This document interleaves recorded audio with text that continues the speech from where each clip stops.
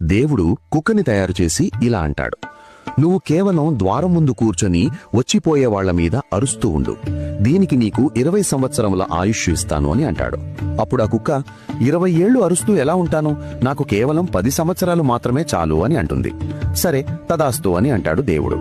ఆ తర్వాత దేవుడు కోతిని తయారు చేసి, వెళ్లి భూమి మీద నీ కోతి చేష్టలతో మనుషుల్ని ఆనందపెట్టు, అలాగే నువ్వు శాకాహారంగా ఉండు, నీకు 20 సంవత్సరముల ఆయుష్ ఇస్తాను అని అంటాడు. అప్పుడు కోతి 20 సంవత్సరాలు కోతి పనులు చేస్తూనే ఎలా ఉంటాను, నాకు 10 సంవత్సరాలు చాలు అని అంటుంది. సరే తదాస్తు అని అంటాడు దేవుడు.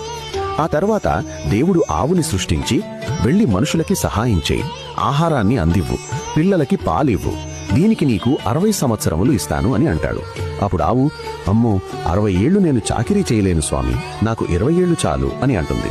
సరే తదాస్తు అని అంటాడు దేవుడు.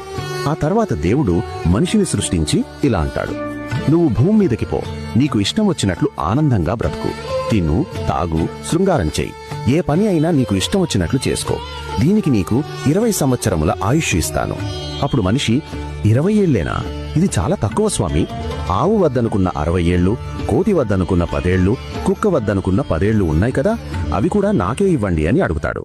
అప్పుడు దేవుడు నవ్వుకుంటూ, సరే మీ ఇష్టం, కాని వినండి, మీ మొదటి 20 సంవత్సరాలు ఆడుకుంటూ సరదాగా గడుపుతారు, తరువాతి 40 సంవత్సరాలు ఆవులాగా గొడ్డి చాకిరీ చేసి కుటుంబం కోసం కష్టపడతారు, ఆ తరువాత 10 సంవత్సరాలు ముసలివాడిలా అయ్యి కోతిలాగా మనవళ్ళు మనవరాళ్లతో ఆడిపిస్తారు, మిగిలిన 10 సంవత్సరాలు కుక్కలాగా వచ్చిపోయేవాళ్ల మీద అరుస్తూ గునుగుతూ ఉంటారు అని అంటాడు. తదాస్తు అని మనిషిని పుట్టిస్తాడు దేవుడు. అలా మన జీవితం మొదలైంది.